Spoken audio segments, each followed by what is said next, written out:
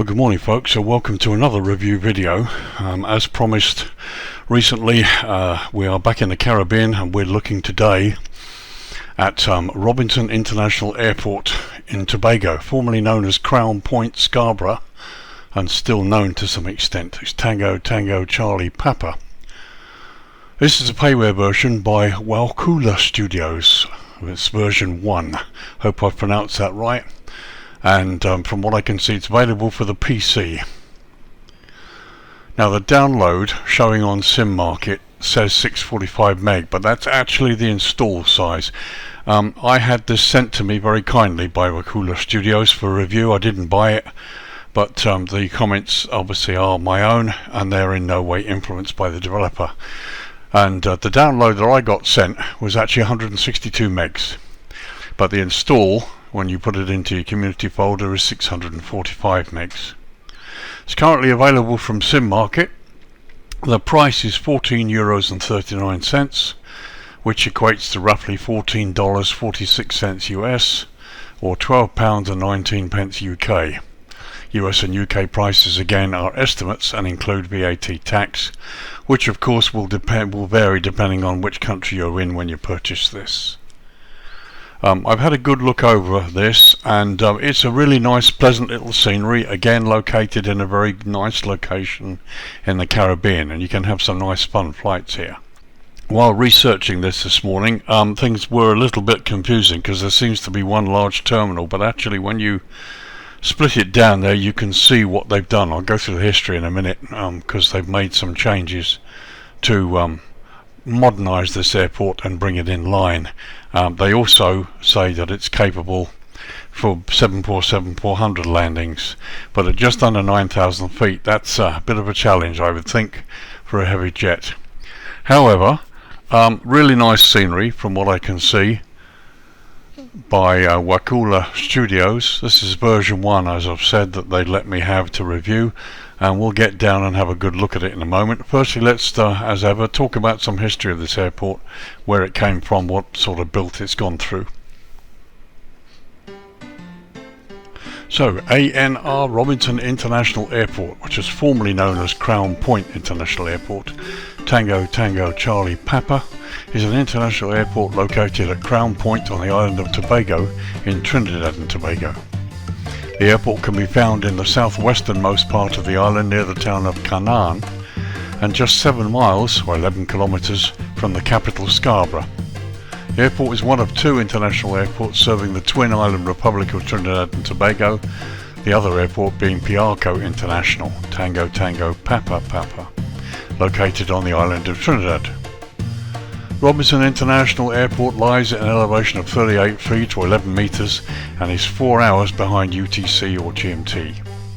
It also has limited operating hours from 10 AM to 2 AM local time, and there is no VFR flight permitted at night. So the airport lies within walking distance of several of the island's beaches. The airport was commissioned in December 1940 when the work department laid a 2,200 foot or 670 meter landing strip. The facilities at Crown Point were upgraded in the mid-1980s to accommodate a new terminal building, access roads and extended apron. Further developments were commenced in 1987 and completed in 1992 to accommodate wide-bodied aircraft such as the Boeing 747-400. And as we look at later, the runway just under 9,000 feet, okay, you can get a 747 in there, no problem at all, but a heavy laden one on a departure might be a bit of a challenge here. Another development program was scheduled to commence in 2011, anticipated to include an extension of the terminal building, runway works and the addition of jet bridges to the structure. In May 2011, the airport was renamed after Tobago-born 3rd Prime Minister of Trinidad and Tobago, Mr. A.N.R. Robinson. In 2011, though, according to the Trinidad Express newspaper, Tobago recorded a 60% decrease in tourist arrivals, calling into question the practicality of the government's plan to further expand the airport. A.N.R. Robinson International Airport has 2 terminals. The international terminal was once both the regional and international passenger terminal for the airport, but it has since been renovated to serve as an all-international terminal. and as far as I can tell, it's this nearest one here, the eastern side. The western side, the smaller one, is the domestic Trinidad and Caribbean terminal. The all-international terminal serves international cargo flights, general aviation and helicopter flights. It has 7 aircraft parking positions. The regional terminal, or North Terminal, is the main passenger terminal for flights to and from the Caribbean and Trinidad. It handles all regional, commercial and cargo passenger airline traffic. It has 6 aircraft parking stands. Now on the ramp here there are actually 7 stands.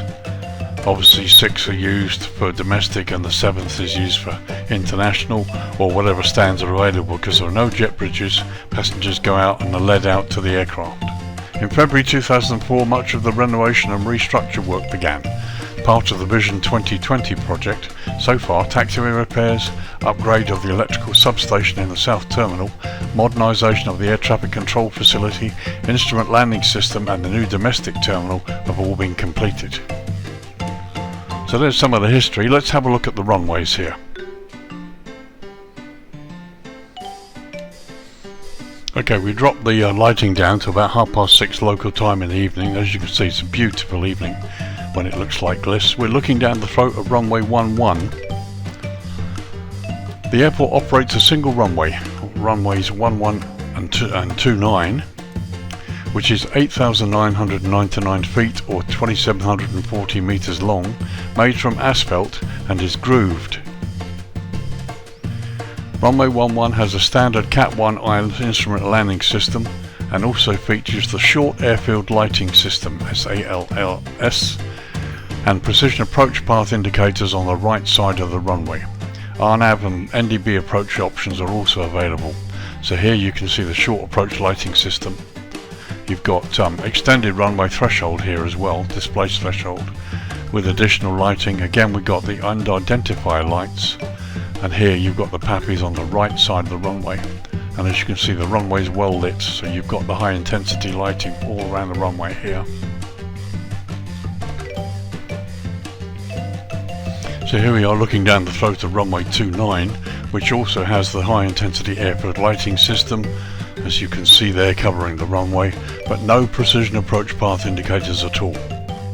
This runway does, however, feature RNAV and NDB approach options for landing, and since there's no VFR at night, and although the airport's open until 2 AM, most landings would obviously work from runway 11, which is ILS equipped. I would think that basically visual approaches or RNAV approaches would be done as close to sort of daylight hours as possible, but that's just my theory. You do have birds on the approach to runway 11. In fact, there are birds in the vicinity of the airport all over, according to the research I've done. Can't see any in the simulation, but anyway, let's bring the daylight back and have a close look. We'll start with the terminals and see if we can sort out this little anomaly where supposedly there are 2 terminals. Okay, so here we are on the main ramp here at Robinson International, and as you can see, there are in fact actually 2 terminals. This building here is the smaller of the 2. There's a sign there saying Trinidad Arrivals, so I'm assuming this is the Caribbean terminal or the domestic terminal that they refer to. There is a domestic sign on the other side of the building, but there's also a domestic sign somewhere on this building as well, which can be a bit confusing. But this has also got a sign down here somewhere saying international arrivals. We'll have a close look. So I'm assuming this is certainly it looks to be the main building that's certainly gone through some renovation and looks pretty modern. So this is the all international terminal. And as I said, you've got 7 stands here. So aircraft can use anything up to the 7 stands, and what happens is that people come out and they get led out to the aircraft. At the moment there are no jetways because there's been no further development to add those jetways. So there's a little look at the airside part of the main international terminal. Beautifully done, and again it looks exactly like it does in the real world. I've checked this morning and looked at several photographs. It does look really nice. So as you can see, the building's been beautifully rendered. Looks really nice. There is development inside. You can see animated people walking about, as well as this chap here. The building itself is nicely weathered and looks really, really nice. No complaints at all. Again, another close-up near the centre entrance or exit to airside of the building there. Here you can see signage which looks in good shape. Stairwells, nicely weathered front of the building, and you can see in through the windows. And here you've got the title of the building at the top. Really nice. Another look at the other part of the building here to the eastern side. There again you can see animated people and internal developer in the building. We'll have a look in a bit. And the international arrival sign, which kind of confirms what this building is. Another open shot there, just showing the airside apron with some cars and the structures on the building. It's been nicely modelled. So here's the first of what appears to be 2 control towers. The second one is in the distance over here, and we'll have a look at that in a bit. And as you can see, there is internal modelling. It's minimal, and of course you've got no people, but it's been done, and presumably this is as far as they want to go for the moment. But it's nice that it's been added. And a little look out from within the control tower to the airfield apron there, you can see, looks really good. Also seems to be a bit of an advert for Apple computers. So we've got these Apple Macs sitting here. Don't ever remember seeing Apple Macs inside a control tower, but I certainly don't have them at Heathrow. However, nice, really, really nicely done. So they're looking out the side of the building towards the east. Again, you can see lots of markings on the ramp here. Weathering and signage also looks good.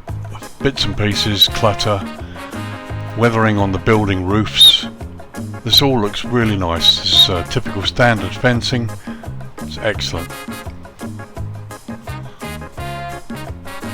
So we'll take a slow tour just west along the airside apron so you can look at the modelling and things generally. Really nice fencing there. But the building structures are nicely weathered and they look really good. I like the palm trees, the positioning is excellent. It just looks nice. You know, when you park up here, it's just going to look lovely. So forgive the Aurora 737 sitting there. Unfortunately I've got it installed and that's why you see it. But again, lots of ramp clutter, weathering on the ramp, and there you can see the number 7, the 7th parking spot over here. And again, this all looks really nicely done.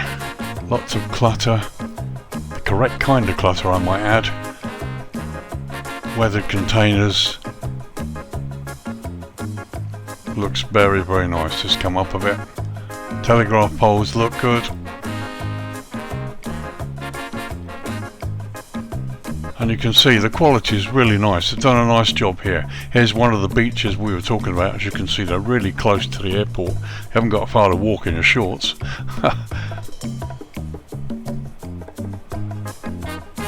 So just a little look at some of the buildings here, and of course you can see the little wooden ramps there going into the sea, which I think is a nice touch.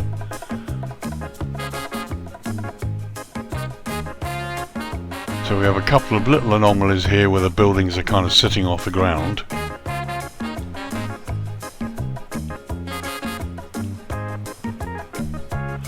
But I believe that they've had some changes in elevation over the evolution of the simulator, and that usually is what causes that. So beautifully modelled here, right down to this little shack at the end of the runway. What a nice place to be.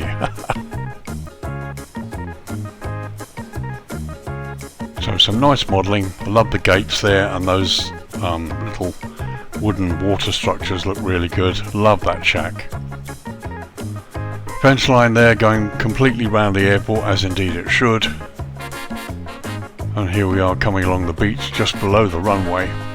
This is the main landing and takeoff runway 11. Very nice.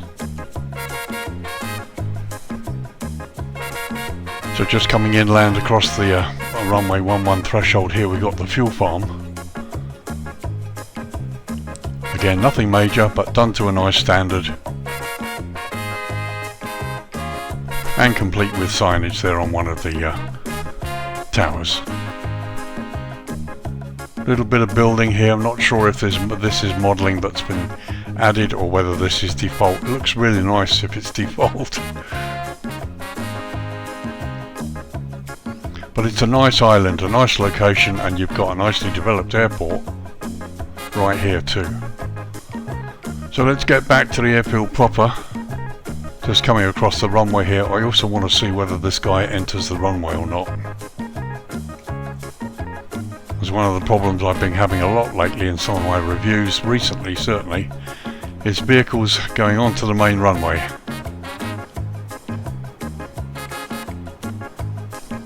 So we'll just stop here for a minute. It's actually a good place to see the markings. Oh, good lad, he's turned the other way. So while we're here, we look at some of the markings on the ramp. It all looks pretty new. There is some weathering on here as well, which is really nice, but these aren't totally faded. I do like nice, crisp, clean ground markings. Certainly helps if you're a first-time pilot going in here. Here's the runway marker sign, again built into the concrete. Taxiway Charlie takes you onto the runway. And again, blue for airfield edge lights, just as you would expect. And looking from the other side of those signs, looking to exit the runway here, you've got the Charlie exit sign, and again the signage here, which you would see coming off the runway. And the same is true on the Bravo exit there. So let's have a little run landside and see what we've got landside here. As you can see, the quality of the modelling is really good, everything down to the air conditioning units.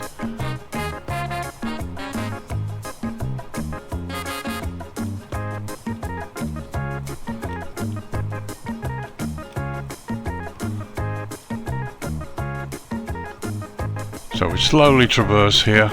Caribbean Airlines signage, cars parked. Here some animated people. These two guys do exactly the same thing, but very nice indeed.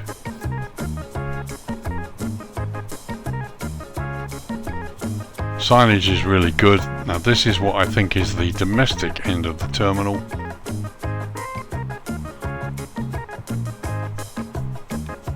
And there you can see the word domestic, and again we can see development inside here. All of this looks really nice. So just a look at one of the car parks. Again, nice car models, plenty of different models. They're not all the same, which is good. Parking spaces properly delineated. Ground markings are excellent. Here you can see a close-up of the lighting. That's a bit of an anomaly. They need to sort that out, which is a real pity.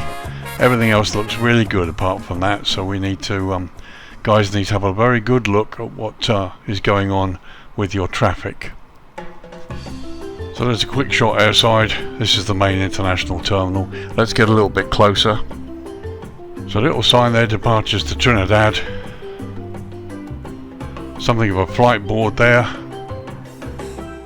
Now here's your domestic check-in, is at the other end of the building. So like I said, I'm not sure I fully understand how this building works. It is certainly in two parts, and the description talks about a domestic and an all-international terminal, but it would appear that you check in where you're directed to check in.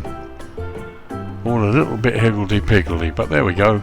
That's the real world definition. Nothing wrong with the scenery, it's accurate and it's as per the real world. So I guess really you need to work out where you're going and which terminal, part of the terminal you're going through, depending on where you're going. It's not the fault of the scenery or anything else.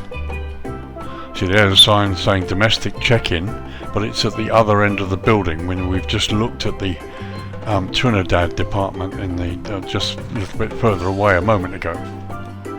Well, you can see the quality of the modelling right down to the fence line. Looks really good, and there you've got proper razor wire on the right hand and left side of the fence there.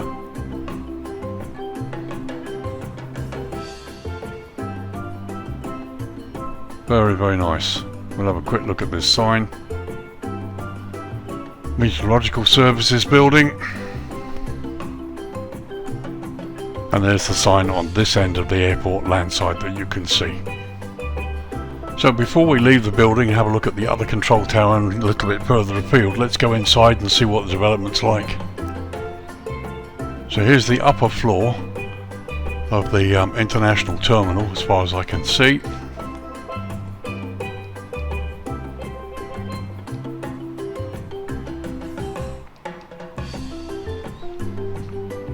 we take a little run across, you can see lots of animated people, which looks really nice. The flooring looks good, seating's really sharp.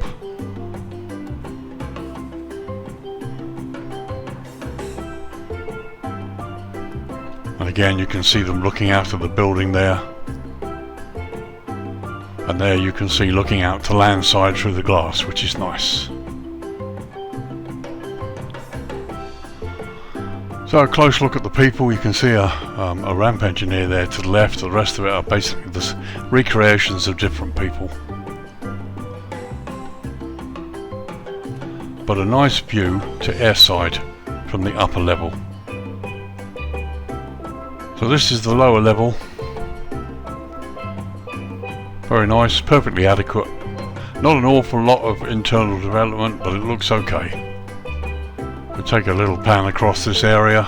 Again, you can see out through the windows to the ramp, which looks really nice.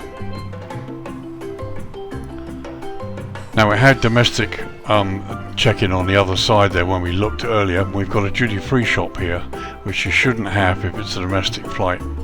Duty-free should only be available for international flights or flights that leave the international borders.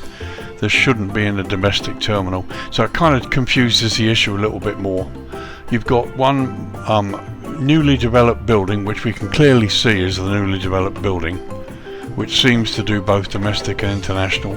And then you've got another building next to it, which looks to be the older of the two, which has domestic sort of written all over it. So it's all a little bit confusing, but anyhow, again, not the fault of the scenery. Very impressed with the scenery.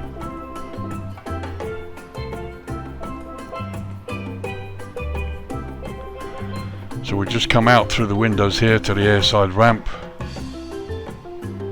and there you can see the view in through the windows. Love the palm trees. It's just really lovely. The cars are nice, and the whole thing looks really, really nice. No complaints at all really about this part of the terminal. As you can see, this looks to be the newly renovated bit, and it's the largest part. And there's the smaller part, which I would assume is totally domestic within the Caribbean. So from here, the only thing really that they need to sort out is that tug that shot through there. Can't see anything going onto the runway, which is a good thing, but they need to maybe have a look at their vehicles and just make sure nothing kind of violates the scenery, because that was pretty violent. So let's take a little trip away from the central area along the fence line. Again, you've got these lovely little buildings that look to be typically sort of Caribbean. There's lots to explore around here. Probably a good idea to get the helicopter out, possibly. But here, coming up here, you can see the fire station and the fire control tower, which has been nicely done, and is in the right place.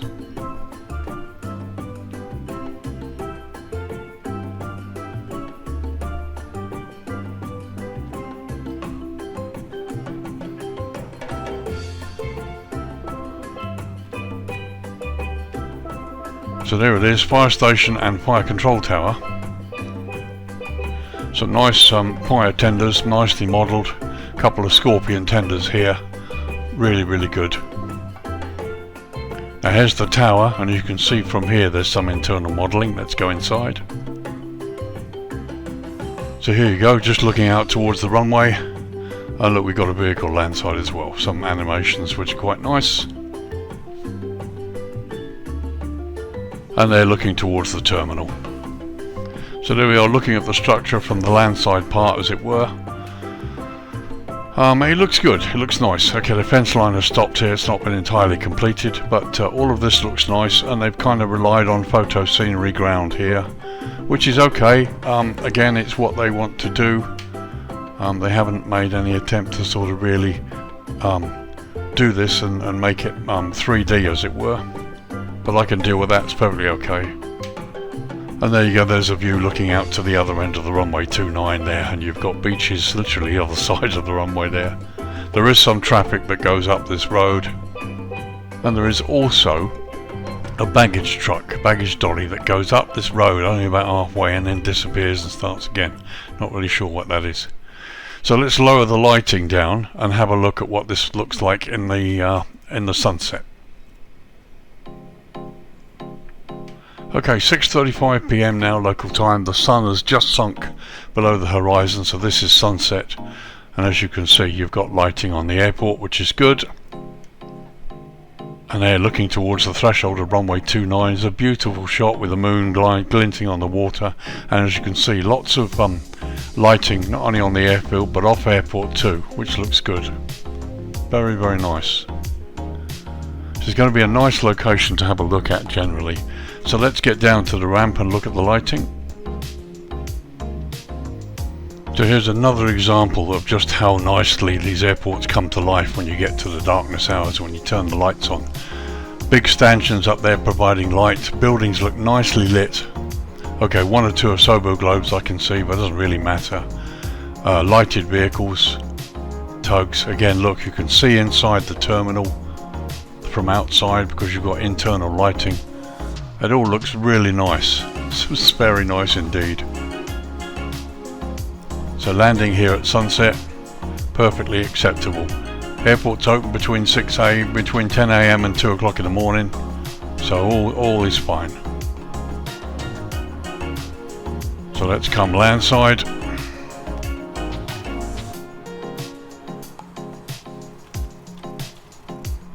So you've got some lighting on the buildings there and some of it just isn't.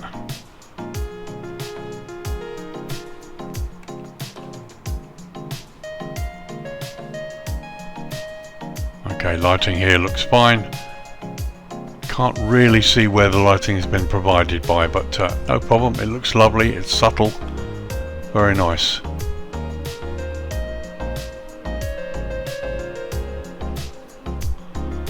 As you can see, some lighting there towards the buildings and some of the lights extend out over the airfield.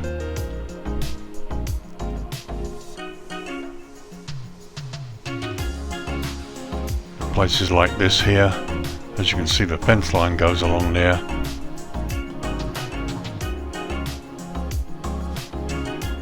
And that all looks quite pleasant.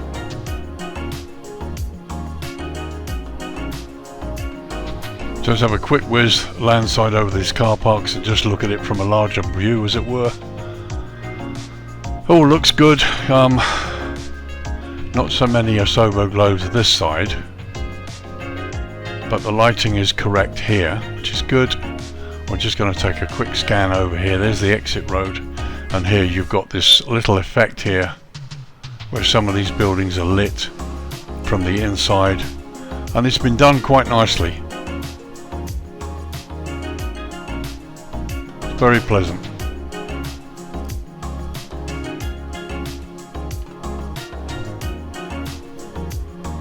So we're going towards the fire station now. Love that moon on the water, really, really nice.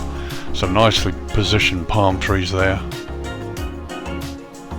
And the screens inside the control tower there are lit, which is nice.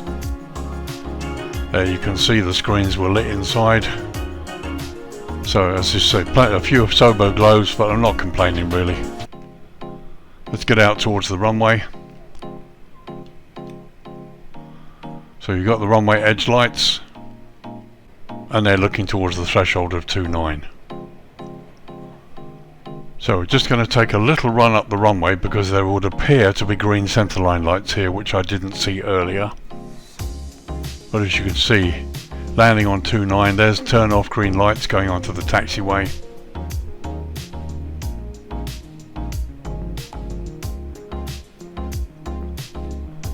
And the signage is lit too. That's really nice, it's very nice.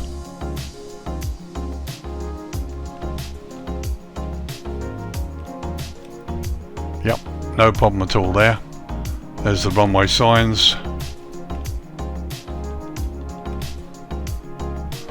And there's an example to show you close up the blue lights as well. So all looks good. There's the blue lights that delineate the boundary of the airfield. And that's really nice. There's the truck. the baggage truck with so many dollies on it going up here, and at some point it disappears. But not really sure why it's going up there, because there's no stands or nowhere for the contents of those bins to be taken to. So maybe they should look at redirecting that somewhere else. But as you can see, the airfield looks really nice at dusk. Let's just have a look at the darkness hours. Remember, this is open till 2 AM, so I will bring it up to 1 AM and see what it looks like. Okay, 1 AM in the morning, and as you can see, an hour before closure, the lights on the ramp have come up a lot more, and all looks good. They've done a nice job with the lighting from what I can see to here. Runway and taxiway lighting is perfectly adequate, no problems at all there. I mean, that's fine.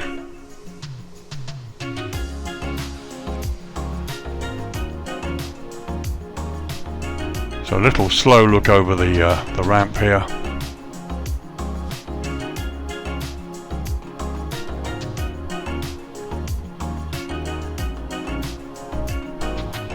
As you can see, all looks lovely. Plenty of lighting. Internal in the terminal there looks good because the lighting is very good. And some lit vehicles, which is also very nice.